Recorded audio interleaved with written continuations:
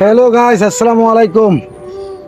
আসলে এখন যে জিনিসটা দেয় মিডিয়া হচ্ছে কৃষকের জিনিসটা। জীবনে প্রথম প্রথম ভিডিও বানাইতাম আমি কৃষক নিয়ে, এখন তো কমেডি ভিডিও বানাই।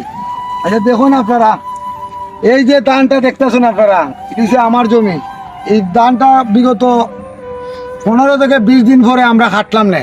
খাটার পরে এই ধানটা এখন এমন অবস্থা হয়েছে যে গলার তুরে যে ধান বাইরেছে, এক কেরার মাঝে এক পন্দারও পাইতাম না। এমন ক্ষতিগ্রস্ত হয়েছে মানুষ, যা ভাষায় প্রকাশ করার মতন না। দেখুন, দুঃখে কলজা ফাটতে যাইতেছি, মনে হয়তো শিক্ষায় এই ক্ষেতের মধ্যে খানতাম। আমার 6 একর জমি আছিল, আমি নিজে বন্ধক রাখা। বিরসা গেল, টমেটো বিরসা গেল, উরু বিরসা গেল। শেষে ধানের অবস্থা কালকে যে ভয়াবহতা এই বাংলাদেশ হয়েছে, গোটা বাংলাদেশ হয়েছে না, হবিগঞ্জ সদর উপজেলা 9 নং নিজামপুরের ভিতরে যে ক্ষতি হয়েছে, মিনিমাম 5 কোটি টাকার ক্ষতি হয়েছে। দেখার মতন কোনো লোক নাই।